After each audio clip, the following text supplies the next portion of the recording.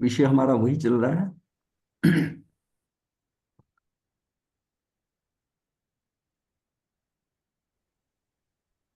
वैराग्य और संयम।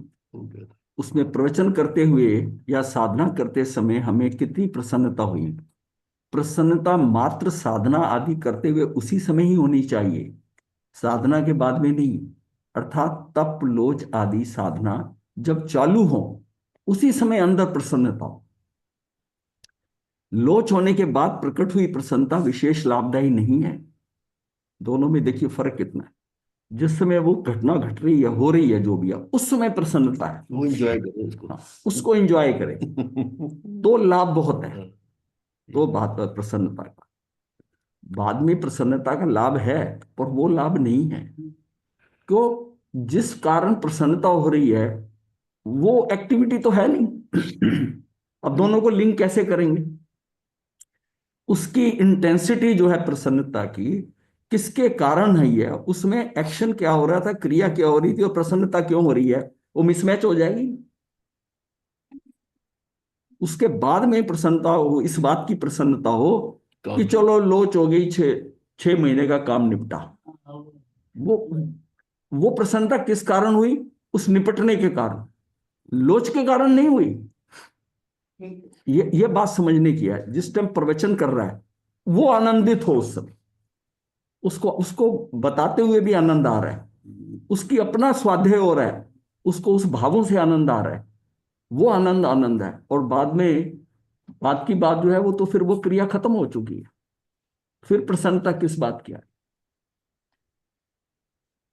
वो अलग, दोनों चीजें अलग हो गई। तो दोनों की एक इंटेंसिटी है कि दोनों, उसकी प्रसन्नता कैसे होगी, मथेन बदामी को।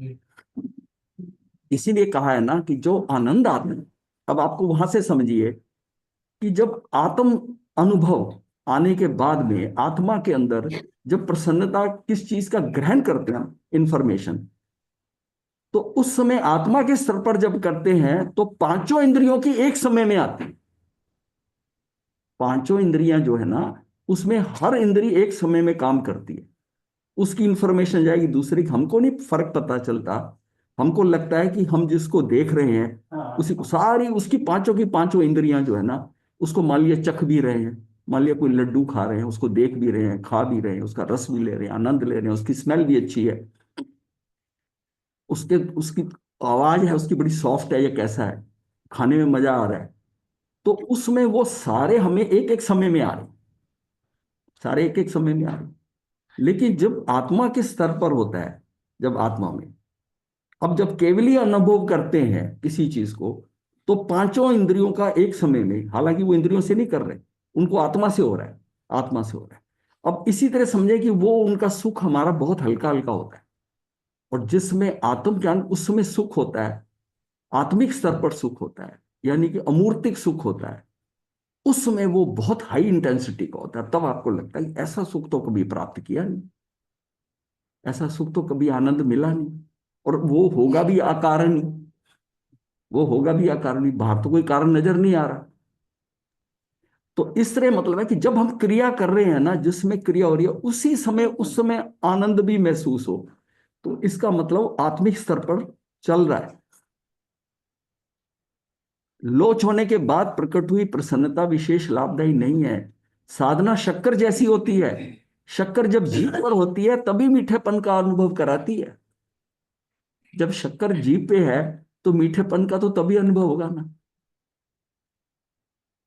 ऐसा है, आपको अनुभव बाद में भी आपको फीलिंग हो सकती है, वो अनुभव नहीं आएगा जब शक्कर जबान पे पड़ी, जीभ पर पड़ी। जब उस समय आएगा, हाँ, उस समय जो आएगा, गले से नीचे जाने के बाद उसका अनुभव नहीं रहता। वैसे ही साधना का आनंद तभी आना चाहिए, बाद में नहीं। तो ही परमार्थ से साधना हुई समझिए, निश्चय से। परमार्थ का मतलब निश्चय से, तो ही परमार्थ से साधना हुई समझें कि क्या हमारी साधना ऐसी चल रही है। हम प्रति क्षण प्रति पल उस वर्तमान को आनंदित हैं, उस समय आनंदित हैं जिसमें वो क्रिया हो रही है। हमारी दशा कैसी है? ग्रंथ वाचन 4 महीने चला, उस समय आनंद नहीं आया, पर 4 मास उपरांत किसी के मुंह से अपने ग्रंथ वाचन की प्रशंसा सुनी तो भीतर आनंद का अनुभव हुआ। यह आनंद वो आनंद नहीं है जिसकी हम बात कर रहे हैं। तो क्या है वह? आत्मिक आनंद है। ये जो आनंद आया ना, ये पर के कारण आया, स्वयं के कारण नहीं आया। किसी ने कह दिया, तो उसमें जो आनंद आता है, वो जो आनंद आता है ना, वो गड़बड़ वाला है। भीतर आनंद अनुभव हुआ तो क्या वह आत्मिक आनंद है? नहीं, ये तो अहम का पोषण है। भाई अहम भी तो सेटिस्फाइड हो रहा है, उसका भी तो आनंद आता है ना। इत्र कपड़े पर लगाते ही तुरंत सुगंध आती है, लगाने के 4-5 घंटे बाद आपको सुगंध अनुभव में आए ऐसा नहीं होता, और आएगी भी तो बहुत हल्की आएगी, लेकिन जब पहले लगाते हो तो उससे सुगंध आती। जाने जाने की भीतर अध्ययन की धर्म क्रिया जनरंजन के हेतु से है या आत्मरंजन के हेतु से, ये जाने हम कि ये जो अध्ययन की धर्म क्रिया जो भी कर रहे हैं, क्रिया कर रहे हैं, प्रवचन कर रहे हैं, स्वाध्याय कर रहे हैं, कुछ है, ये जनरंजन के हेतु से है या आत्मरंजन के हेतु से है। कहीं आत्म वंचना नहीं हो रही है? आत्मा को ही पुष्ट, आत्मा के अंदर आ रहा है, देखा मैं कैसा करा रहा हूं, कैसा हो रहा है। हमारी सारी आराधनाओं का एकमात्र लक्ष्य आत्मरंजन का कारण बने, आत्मा का रंजन हो, मुझे अंदर अनुभव हो, कुछ भी आगे चल रहा है, बाहर हो रहा है, समझ आ रहा है, मेरी आत्मा उसमें आनंदित हो, आत्मा में आनंद हो, आत्मरंजन के बने। दुनिया को इसका पता चले या ना चले, स्वाध्याय के बाद उसके गहरे संस्कार भीतर ना पड़े तो स्वाध्याय का विशेष लाभ ही नहीं होता। स्वाध्याय किया हो और बात दिन भर में कहीं याद ना है कि आज हमने ये पढ़ा, ध्यान है, कई बार होता है ना, उसकी स्मृति याद होती है। अगर आपने स्वाध्याय ठीक ढंग से किया है तो कहीं बैठे हुए खाली में कि आज ये बात नहीं सीखी, ये नई बात थी उसमें, आज स्वाध्याय के अंदर ये था। जब ये बात आती है ना तो हमें ध्यान आता कि आज ये पढ़ाया गया। जिस स्टूडेंट को ये नहीं याद कि कल मास्टर जी ने क्या पढ़ाया था, टीचर ने क्या पढ़ाया था, उसका लिंक नहीं बैठता। जो स्टूडेंट आप बैठा है, टीचर भी क्लास में आया नहीं कि कल महाराज ने, मास्टर जी ने यहां तक पढ़ाया था, उसको उस बात का याद है कि वो विषय का एग्जैक्टली याद नहीं होगा पर उसकी भाव उसके पूरे याद है कि कल यहां तक पढ़ाया। तब वो लिंक बड़ी जल्दी करता है। आज वो टीचर भी होता है कि कल जहां छोड़ा था तो उसको आगे लेके चलेगा। तो कई बार कहता है, आते क्लास में कई टीचर ऐसे होते हैं, पूछते हैं कल क्या पढ़ाया था, तो आधे से ज्यादा गोल होते हैं, कल क्या पढ़ाया था। फिर कोई एक लड़का बोलता है जो क्लास में अच्छा होगा, बोलता है तो उनको फिर याद आ जाए, हाँ हाँ हाँ ठीक है, सबकी गर्दन हिलने लग जाती है। हाँ मेरी दादी गुन्ना भी पूछते होते थे, जैसे हम सुबह वंदना करने जाते थे ना, तो कल क्या अक्षर दिया था मेरे को, हाँ कल, तो ये सुनाओ। हाँ। तो स्वाध्याय के बाद उसके गहरे संस्कार भीतर ना पड़े तो स्वाध्याय का विशेष लाभ नहीं होता। फिर भी ऐसा भाव सदा रहे कि मुझे अधिकतम स्वाध्याय करना है, भाव ऐसे ही रहे। अगर मान लिया गहरे संस्कार भीतर ना भी पड़े, कई बार शुरू में जब प्रवचन सुनता है या स्वाध्याय करता है उसको ज्यादा समझ में नहीं आता, तो भाग जाते हैं लोग, आना बंद कर देते हैं। 2-4-5 दिन आए, कुछ अटपटा लगा, अंदर स्थिति बैठी नहीं, ये इतनी जल्दी नहीं है। पहले तो शुरू में है ना, वो जो जो ईंटें, जो मसाला नींव में जा रहा है वो नजर थोड़ी आता है। पहले तो नींव भरेगी ना, नींव भरेगी, जब नींव भर जाएगी उसके ऊपर आनी शुरू होगी तो तब लगेगा कि हाँ कुछ ठीक है, है, कुछ कुछ है। बना। तो पहले जो शुरू में तो उसका बैठना, वहां पर आना, उसकी रुचि, वो सब कुछ जो सुनेगा वो उसकी नींव में जा रहा है, नींव में जा रहा है, और फिर ऊपर पकड़ बनेगी। अब नींव पे क्या ही नहीं, ये तो ऐसी कोई है नहीं, इंजेक्शन वाली तो है नहीं कि इंजेक्शन लगाया और दवाई अंदर चली गई, ऐसा तो नहीं है। तो मतलब मुझे तब फिर भी ऐसा भाव सदा रहे कि मुझे अधिकतम स्वाध्याय करना है। तभी कई बार कहा जाता है ना कि नहीं समझ में आ रहा ना, बैठो, समझो, आ जाएगा। 10-15 दिन के बाद आपको समझ आने लगे, और जिन लोगों ने हिम्मत करके बैठे हैं, कुछ समझ नहीं आ रहा था, उनको समझ आने लगा 15 दिन, महीने के बाद। हम लोगों को भी। और पहले यहाँ जो बोला जाता था आपको ये लगता था महाराज पता नहीं क्या बता रहे हैं। उसको जो अंदर का पुराना पड़ा था वो उसको धक्के मार रहा था, और वो कन्फ्लिक्ट हो रहा था विरुद्ध में कि ये कैसे है, ये ऐसी क्या बात है, ये क्या है। उसको आने नहीं दे रहे थे अंदर।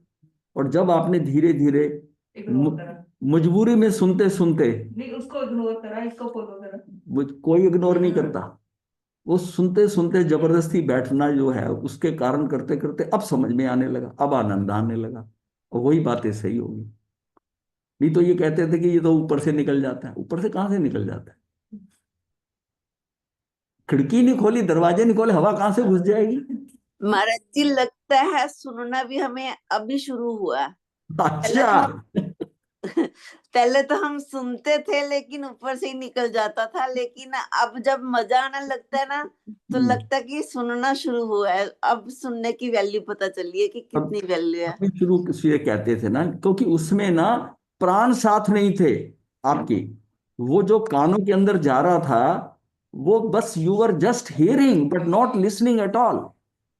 वो सुनते रह ही नहीं थे। अंग्रेजों ने इसके दो शब्द दिए, हियरिंग और लिसनिंग। हमारे यहाँ एक ही शब्द है, सुनना।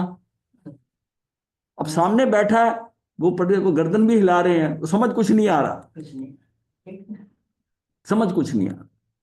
स्वाध्याय के बाद उसके गहरे संस्कार भीतर ना पड़े तो स्वाध्याय का विशेष लाभ नहीं था। फिर भी ऐसा भाव सदा रहे कि मुझे अधिकतम स्वाध्याय करना है, ऐसी भावनाओं के साथ संवेदना से, इतनी सेंसिटिविटी, इतना संवेदना से, मतलब उसको बिल्कुल क्लियर हो कि मुझे ये समझ में आ गया। जिसको समझ में आता है ना, उसका किया हुआ प्रश्न भी बड़ा क्लियर होता है। जो प्रश्न के लिए शब्द ढूंढता रहता है, इसका मतलब उसको एक्चुअल में समझ में नहीं है। मतलब उसको पता है मुझे कुछ समझ नहीं आया, पर क्या नहीं समझ में आया वही नहीं बता पा रहा प्रॉपरली। बड़ी उसको लगता है टाइम शब्द ढूंढने में। उसके पूछने के हिसाब से पता चल जाता है कि जिसमें ये पूछ रहा है ना, उसको उस चीज को इसने पूरी तरह नहीं समझा। और जिसका प्रश्न बड़ा क्लियर कट होता है, उससे पता चल जाता है कि इसको इसने यहां तक समझ लिया है, इसके आगे इसको नहीं समझ। उसको बताना बड़ा आसान होता है।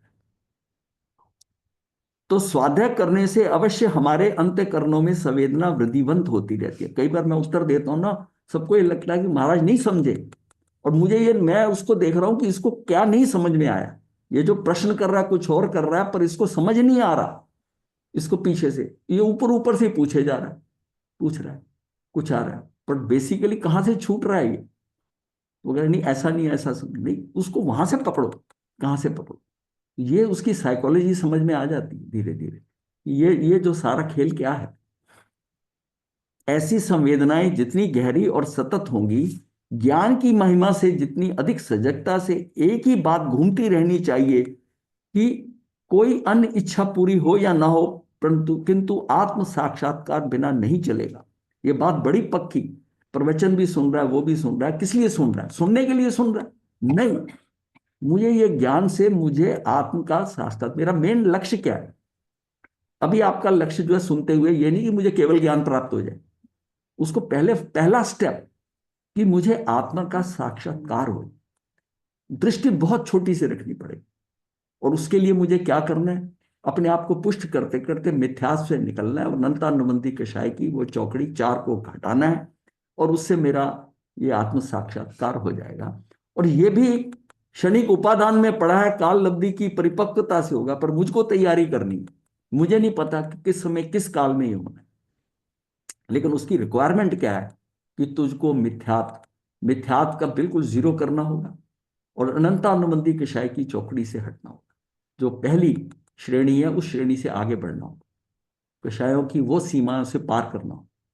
बस आपकी स्थिति तैयार होगी। अब खेल किसका रह गया? काल लब्धि का। अब काल लब्धि परिपक्व जब होगी, जिस समय द्रव्य क्षेत्र काल भाव से जहां पर होना है वहां हो जाएगा, लेकिन आपकी तैयारी पूरी है। तो आपको वो स्थिति पता होनी चाहिए कि मैंने ये तो क्लियर कर ली, यहां तक मेरा क्लियर हो गया। अब बाकी व्यवस्था जो है वो समय में पड़ी हुई है, जब मर्जी हो जाएगी, मैं तैयार हूं। जब जैसे वो घर में महिला होती है ना, उसका उसका भोजन तैयार हो जाता है, पार्टी करी फंक्शन का, वो कहती है, जब खाना होगा मेरा सारा सिस्टम रेडी है। और जिसको नहीं होता उसको घबराहट हो रही होती है कि ये लोग आ गए, अभी ये नहीं बना, ये नहीं बना। अपने को तैयारी हो गई, बस इतना काफी है, संतुष्टि कि मैंने अपनी तैयारी कर ली। वो स्वाध्याय से करिए, प्रवचन से करिए, कि मेरे अंदर मिथ्यात्व निकल गया, सम्यक दृष्टि से चीजें समझ में आ रही हैं, जैसी भगवान ने बताई है वो सब ठीक लग रहा है। जब आपको ये सारी चीजें समझ में आने लगी जो भगवान ने बताई है क्लैरिटी, तो समझो कि आप वो पकड़ लिया, आपने जो मार्ग भगवान ने बताया वो आपने पकड़ लिया। अगर इसमें आपको लगे कि नहीं ये कैसे हो गया, ये कैसे हो गया, अभी वो श्रद्धा नहीं हो, क्योंकि बेसिक तो बात श्रद्धा की है। श्रद्धा होगी ना, श्रद्धा होगी तो बैकग्राउंड है वो मिथ्यात्व में जाने नहीं देगी। श्रद्धा अगर कम है तो मिथ्यात्व में जाएगा, क्यों? उसके अंदर संशय बनेगा, और वो दर्शन मोहनीय का खेल है। तो पहले तो मुझे ये जो कुछ बताया जा रहा है, जो भगवान ने बताया है, जो यहां बताया जा रहा है, उस पर श्रद्धा हो। जहां श्रद्धा में कहीं संशय होता है तो बाद में पूछ लिया जाए कि ये ऐसा क्यों कहा गया। उसको अपनी उस अंदर पुष्ट करते जाओ कि आपके अंदर संशय संदेह ना रहे, तो आगे वो बढ़ जाता है। अब यही प्रवचन शैली के अंदर हुआ कि जो संशय थे, संशय संशय ही रहते हैं। एक संत के प्रवचन सुन लिए, वो चले गए चतुर्मास करके दूसरे के सुन लिए, कभी पलट के पूछा ही नहीं कि ये आपने कैसे कह दिया, कैसे। और अपने संस्कारों के अनुसार से संशय बने रहे, और संशय बने रहे इसका मतलब वो वहीं का वहीं है, उसका संशय वहां तक पड़ा है, उसकी श्रद्धा उतनी पुष्ट हुई नहीं। और संशय का निवारण होता जाए, एक एक स्टेप पे होता जाए, तो आप देखेंगे कि एक प्रवचन सुनता है, एक एक चतुर्मास, 2 3 साल बाद उसको सारी चीजें क्लियर होने लग जाती हैं। इतना समय लग जाता है क्लैरिटी के लिए। स्वाध्याय भी करता होगा तो इसको ये नहीं है कि स्वाध्याय एक महीने का या 10 दिन का स्वाध्याय करा तो मेरा कल्याण हो जाएगा। स्वाध्याय का मतलब है कि उसको करना है, वर्षों तक करना है स्वाध्याय, समझ नहीं।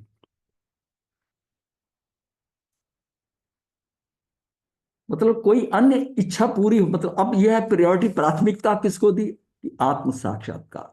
मुझे तो पहले वो पाना है। वो क्यों पाना है कि इससे पहले, इसके बाद में वो मार्ग ही नहीं शुरू होगा मुक्ति का। आप लेफ्ट राइट होंगे, स्ट्रेट पाथ जो है वो मिलेगा ही नहीं, और हम इस धोखे में टाइम खराब करते रहेंगे।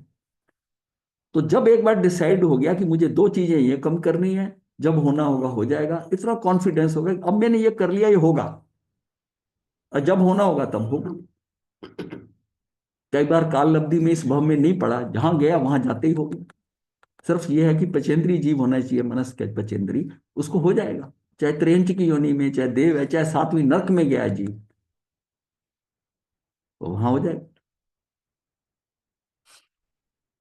अपने आप को संवेदनाओं से परिपूरित करते रहने से लक्ष्य अवश्य प्राप्त होगा।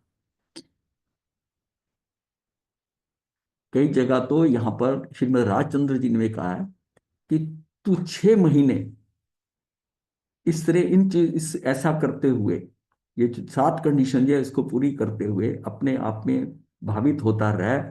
अगर 6 महीने के अंदर तुझे सम्यक दर्शन हो तो मेरे से आके ले लेना, ऐसे शब्द लिखे हुए। समय सार में भी है। हाँ, कि मेरे से आके, समय सार वो समय सार वाली थे ना, वो तो ना, तो वो मेरे से आके श्रीमद राजचंद्र ने लिखित किया हुआ है कि मेरे से आके ले लेना। और कईयों को उन्होंने सम्यक दर्शन दिलवाया इस तरह, पत्र लिख लिख के। संवेदनाओं की वो पत्र लिखते थे उस टाइम, पत्रों का, उनके पत्रांक की पूरी बुक है कि उसमें कि अब मुझे ये स्थिति है, मुझे ऐसा फील हो रहा है।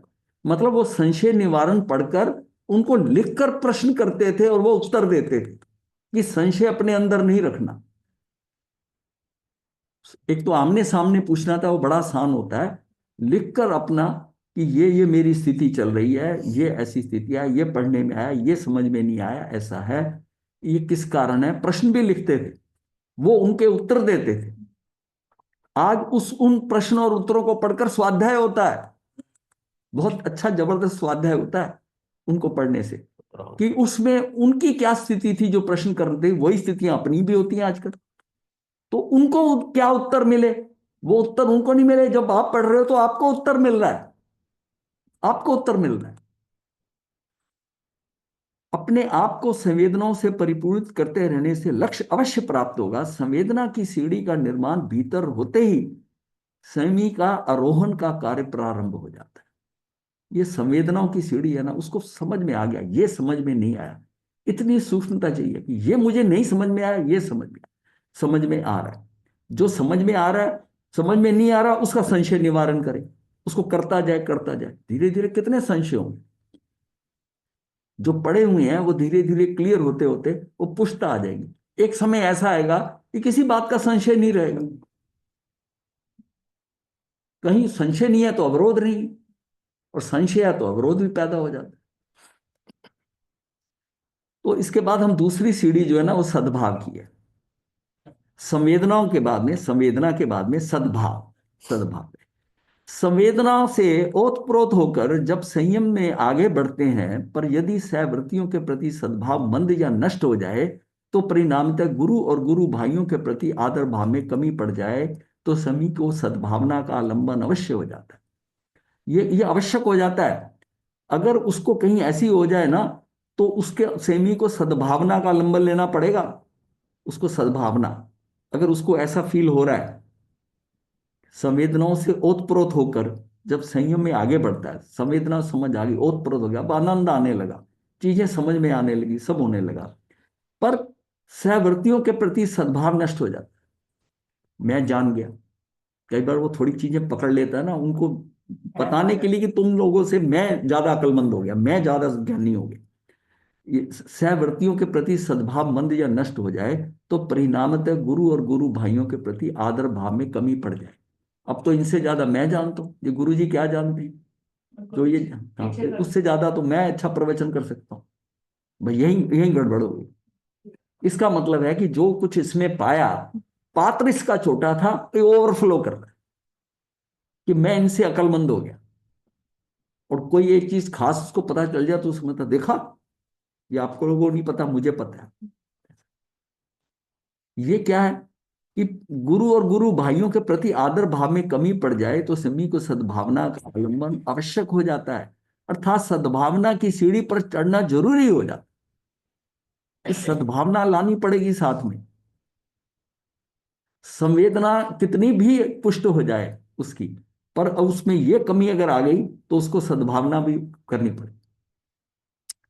यदि तिरने की भावना उत्कृष्ट हो, तो वेश और वेश धारक सभी के प्रति सद्भाव अति आवश्यक है। किसी भी संयोग में किसी भी साधु या साध्वी के प्रति मन में दुर्भाव उत्पन्न नहीं हो, आनंद की वृद्धि हो, दुर्भाव नहीं है। ये तो सब ऐसे ही है, इनको नहीं कुछ पता। आप कुछ पूछना हो तो मेरे से पूछा हो, क्या होगा।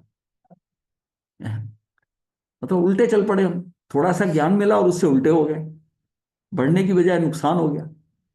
आनंद की वृद्धि हो, अन्य संयमी जीते जागते भगवान प्रतीत होने चाहिए, दूसरे भी। मतलब अगर ये बात है, दूसरे संयमी जिस गुरु से सीखा है वो भी भगवान प्रतीत हो, इनकी कृपा से, इनकी कृपा से हो। अब हाँ, गुरु के ज्ञान पे तो पूरा। इसलिए मैं कई बार कहता हूं कि दूसरे का ज्ञान अलग होता है और दूसरे की आदतें अलग होती हैं। ज्ञान क्या है और आदत क्या है, इनको मिक्स नहीं करना। गुरु की कोई आदत हो सकता है ऐसी हो, वो शैली अलग हो, वो आपको अखरती हो, नहीं ठीक होता, पर ज्ञान उसका पुष्ट है, तो ज्ञान का महत्व तो रखे। और उसका आप आदत का, वो तो गुरु के लिए तुमने क्या करना है उसकी आदत का। गुरु जी ऐसा करते हैं, गुरु जी ऐसे खाते हैं, गुरु जी की ये आदत ठीक नहीं है, ये ऐसा, तो ये आदतों से क्या लेना। तेरा लिंक गुरु के ज्ञान से है। अगर ज्ञान, वो उनको ज्ञान का, तू अपनी श्रद्धा उनके ज्ञान पे रखना और बाकी चीज इग्नोर कर, उसे क्या लेना देना। अच्छी चीज करें। क्योंकि आदतें हर एक की अलग अलग होती हैं, वो सीधी मैच नहीं करती। ज्ञान का सोर्स एक है जहां से, अगर गुरु ज्ञानी है अगर, तो हो सकता है उसकी आदतों में फर्क हो, उसका व्यवहार अलग हो सकता है, पर ज्ञान तो है ना। आप अपना लिंक ज्ञान से रखो ना, ज्ञान से रखो। गुण देखो। हाँ, हाँ, उसके गुण, दृष्टि गुणों पे तभी जाएगी ना जब ये बात का क्लैरिफिकेशन होगा। हम कई चीजों को अलग समझ, मतलब समझेंगे ये अलग है, ये अलग है, बिहेवियर इसका ये अलग है, इस व्यक्ति की आदतें अलग है, पर ये व्यक्ति अलग है। जब हम किसी साथी से, इवन पति पत्नी का, उसको जिस पति और पत्नी को पता है कि ये यहां मेरे से अलग है, यहां तक ठीक है, तो उसको अपना संपर्क ये देखना कि भाई it is okay for me. हाँ, वो बाकी चीजों को इग्नोर करो। अब सारी की सारी अपने साथ मैच करने की कोशिश करोगे, झमेला हो जाएगा, नहीं होगा। गुरु को भी शिष्य के प्रति ऐसे ही करना है कि इसमें क्या है, इसमें क्या पोटेंशियल है, कहाँ तक है। बाकी इसकी जो चीज कमी है वो ये संभालेगा, ये अपना। हर एक को तो आप आदमी उसका मॉडल तो चेंज कर नहीं सकते। यहां तक अगर समझ जाएंगे, आप अपनी तरफ से गुरु उसको ज्ञान दे रहा है, ज्ञान दे रहा है। अब जब ज्ञान देता है ना, कई बार उसकी आदतें सुधारने की भी कोशिश करता है, वो ज्ञान से ही हट जाता है, वो ज्ञान से हटता है, नुकसान हो जाता है उसका, शिष्य का नुकसान हो जाता है। अभी तो ज्ञान दो ना, जब ज्ञान उसमें आएगा, धीरे धीरे ज्ञान चढ़ेगा, आदतों में फर्क अपने आप आएगा, उसके अपने कारण आएगा। देखिए, जब अपनी आदतों पर जब उंगली पड़ती, उंगली दिखती है ना, चिड़चिड़ा हो जाता है, क्योंकि उसकी चलती आ रही है, चलती आ रही है। ज्ञान उसको तो सिर्फ उसके ज्ञान को, अज्ञान में अपना ज्ञान डालकर उसको पुष्ट करते रहना है। बाकी वो ज्ञान अपने आप प्रभावित करेगा उसको। और पहले ही कि तू ऐसा क्यों करता है, ऐसा क्यों करता है, ऐसे बैठता है, ऐसे नहीं खाते, या खाते हुए तेरी आवाज क्यों होती है, ऐसा क्यों होता है। अगर गुरु ये टोकने लग जाए मांडली के अंदर, वो गुरु से दूर हो जाएगा, गुरु ने उसका नुकसान कर दिया। पूरा समझेगा तब होगा ना उसका। वो ये सोचेगा मेरी मतलब मेरे में है गलती, तो ये ऐसा ये बहुत ये तो उसकी, जिसको ज्ञान आ गया उसकी बात कर रहे हो आप। उसकी उसकी जो पहले आदतें हैं उसको ऐसे ही लेना चाहिए। जिन पति पत्नी का उनके मिलने के बाद में शुरू में ही आदतों का डिफरेंस आकर एक दूसरे को ठीक करने की कोशिश करते हैं, उनका झगड़ा हो जाता है। जो उसको एक्सेप्ट कर कर थोड़ा रास्ता लंबा चलते हैं, ये इसमें है, ये है, ठीक है, ये चीजें बहुत है, उसकी ध्यान ज्यादा उसकी खूबियों पे है। जब लंबा डिस्टेंस चलते हैं ना, साल 2 साल में सारी चीजें सही हो जाती हैं। जो झमेले होते हैं उसके बीच शुरू में ही पड़ते हैं, और उनको पकड़ के बैठ गया। ऐसा करा था मेरे साथ। पहले तो थोड़ा पैरेलल चलो ना, साथ में, कमियों के साथ में। ये मित्रता में होता है कि भी उसकी आदतें हो रहा है, उसका उसका खान पान हो रहा है, और अब धीरे धीरे उसके साथ चलोगे, धीरे धीरे वो आपके साथ जुड़ जाएगा। फिर हल्का सा उसको करेक्ट करोगे, वो करेक्ट हो जाएगा, क्योंकि अब जुड़ गया आपके साथ। बुराई भी अच्छी लगेगी। तो अन्य समय जीते जागते भगवान प्रतीत होने चाहिए। अगर ये बात क्यों आएगी फीलिंग कि ये भी प्रभु है, ये भी भगवान है, पर ये घूमता कहीं और से आया, मैं कहीं से घूमता आया हूं, ये हरियाणा से आया, मैं पंजाब से आया, इसकी तो ये हरकतें हैं, बोलने में तू तू करता है, ये ऐसा करता है, और ये कैसा है। भाई उसके यहाँ तू सीखा हुआ है, ठीक है। अब धीरे धीरे तेरे साथ रहेगा तो फिर तू की बजाय आप कहने लग जाएगा। पर पहली पे तू क्यों करता है, अब उससे कर लो, झगड़ा हो जाएगा। अन्य समी को जीते जागते भगवान प्रतीत होना चाहिए। सद्भावना धारण करने से साधना में सफलता मिल सकती है। ये भव्य संकल्प करने करके सद्भावना को टिकाते और बढ़ाते रहना चाहिए। मतलब इसमें एक होता है, सद्भावना का मतलब है कि उसमें सद्भाव और स्वीकार भाव आ जाता है। सद्भावना कहाँ होती है, जहां उस व्यक्ति के प्रति हमारा स्वीकार भाव है, उसके प्रति सद्भावना पैदा हो जाती है। तो उसमें कई चीजें इग्नोर करनी पड़ती हैं, इसमें ये कमी है, ये है, उसकी अच्छाई पे ध्यान रखकर कमियों को ठीक कर होती रहेंगी। वो कमियां क्यों होती हैं, अज्ञानता के कारण। इंसान गलतियों का पुतला है। ये तो ये स्टेटमेंट में मत अटको। हाँ, ये जुमले इन पे मत अटको, ये तो। हाँ। सद्भावना की स्थिरता जगन्य भूमिका, सद्भावना की स्थिरता हो जाए ना, सद्भावना की, ये उसकी जगन्य भूमिका है, ये सद्भावना की स्थिरता। और सद्भावना के साथ साधना की स्थिरता आए तो वो मध्यम भूमिका है। इसको समझना, सद्भावना के साथ साधना की स्थिरता है, उसके साथ सद्भावना भी और साधना की स्थिरता है, स्थिरता है तो वे मध्यम भूमिका है। सद्भावना युक्त साधना आंतरिक गुणों को भी स्थिर करे, अंदर के गुण भी स्थिर करे, ये उत्तम भूमिका है।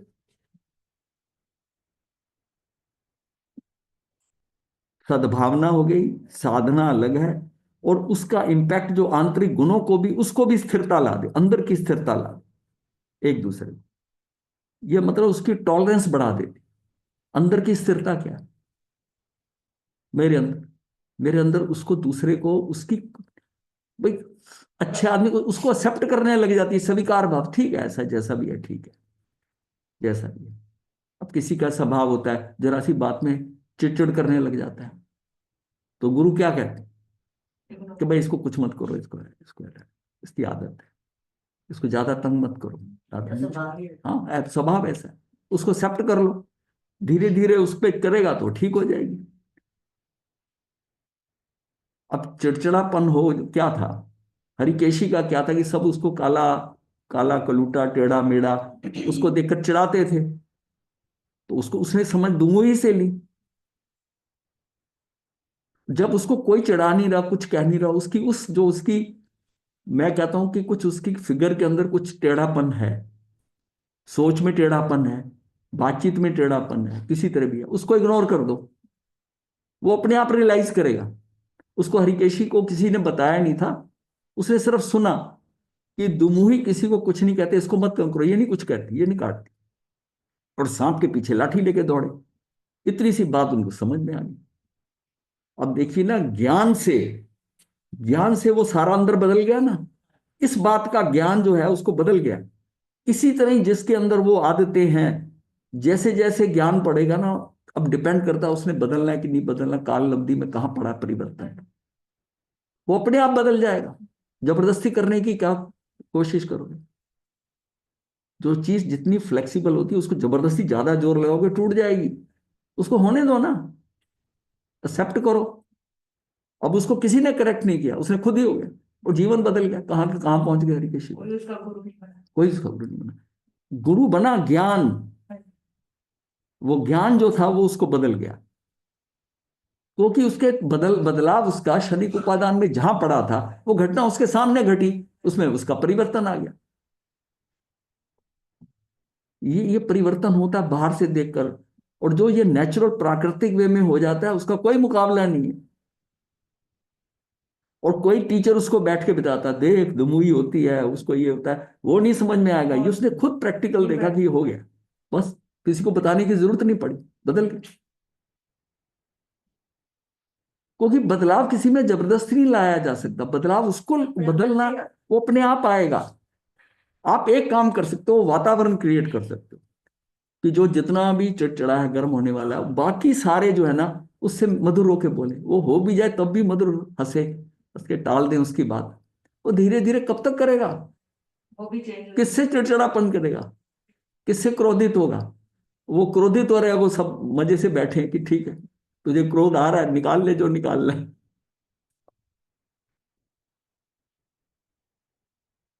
सामने वाले का व्यवहार जैसा भी हो, वह किसी भी गच्छ या संप्रदाय का हो, बिना किसी भेदभाव के प्रत्येक सभी के प्रति अंतर में सद्भाव का झरना बहता रहे।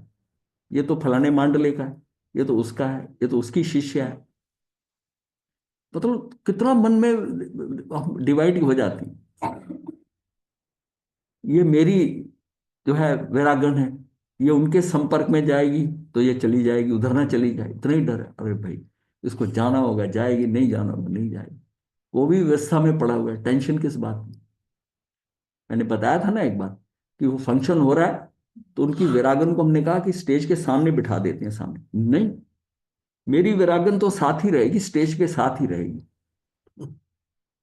4-5 मिनट डिस्कशन हुआ कि महाराज यहाँ अच्छा नहीं लगता, इतना बड़ा बहुत बड़ा फंक्शन है, फंक्शन था। इतना बड़ा फंक्शन है, उसके अंदर वैरागन भी साथ बैठी हो, नीचे बैठी हो, नहीं अच्छा लगता। आचार्य जी।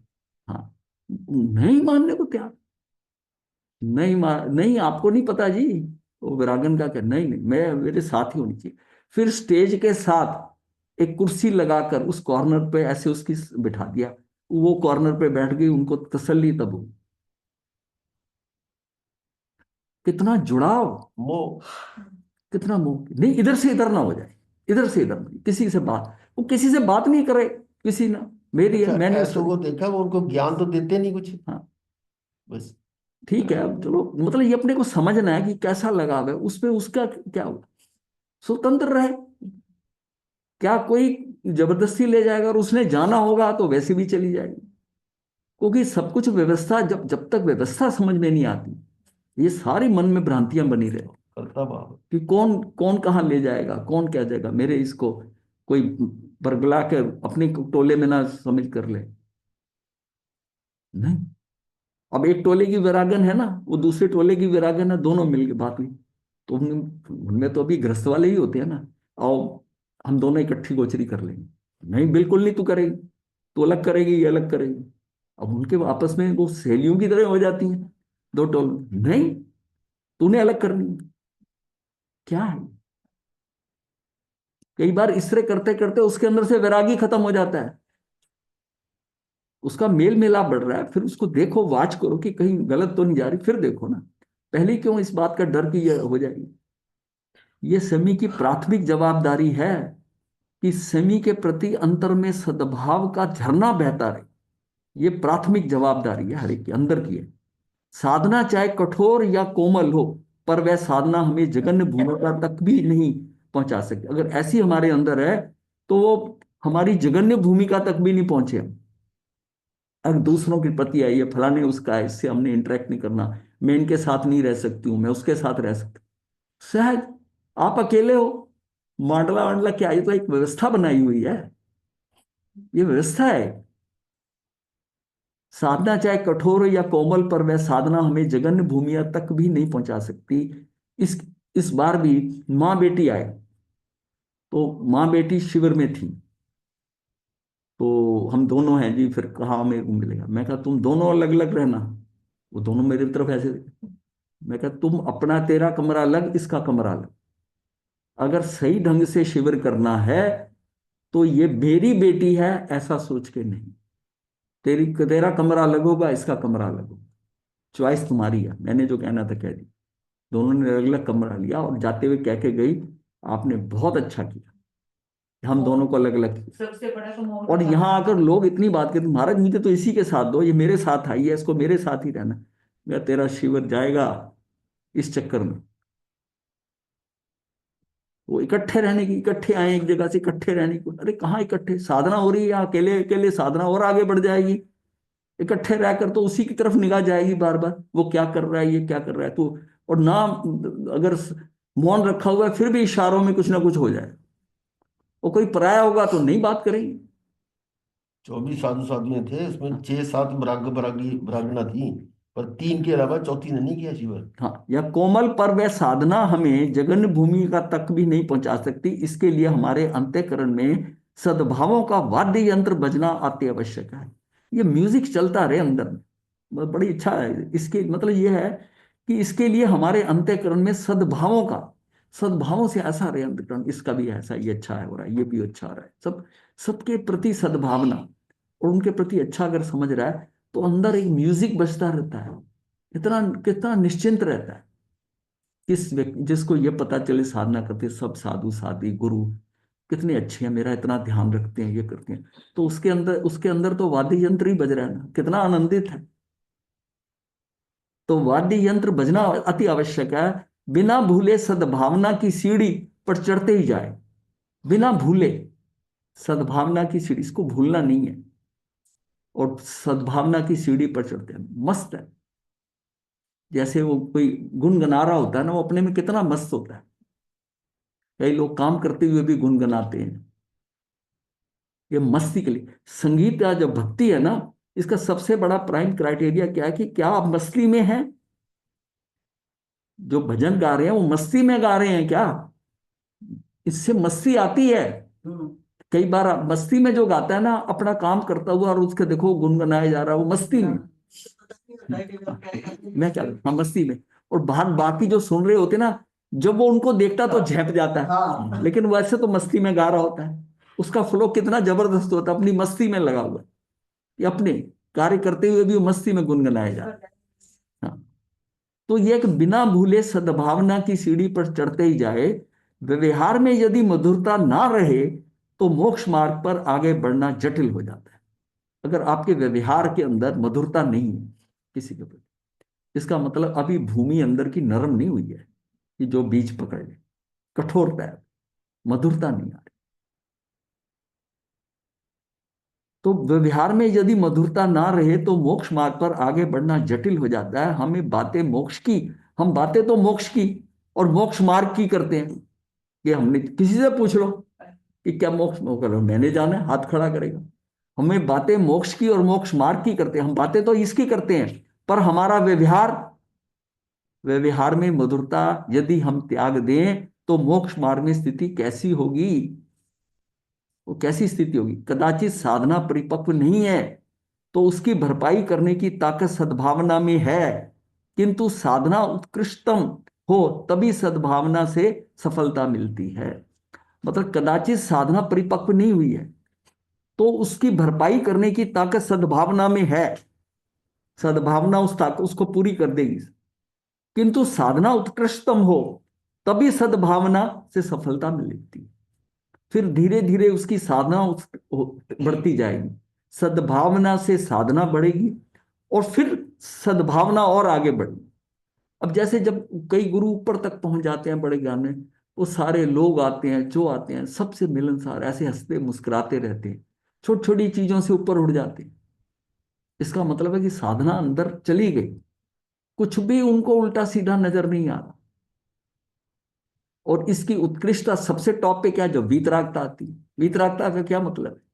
कि कुछ भी उल्टा सीधा हो रहा है, आप में सब कुछ सीधा ही चल रहा है, आप बिल्कुल सहज हो, ये सामने जो हो रहा है ड्रामा हो रहा है, वो स्पेक्टेटर बन जाता है, कोई कमेंट नहीं, मन से वचन से काया से कुछ भी अंदर हिल नहीं रहा, वो बस तटस्थ होके देख रहे हैं। क्या है मध्यस्थ भाव, क्या है तटस्थ भाव, क्या है? यही है ना, कुछ भी उनके अंदर नहीं हो रहा, बिल्कुल तटस्थ हो गया जी। करगुड़क मुनि, कर कई जगह इसको करकुंडू भी कहते हैं, कई जगह कई नाम लिखे हुए हैं।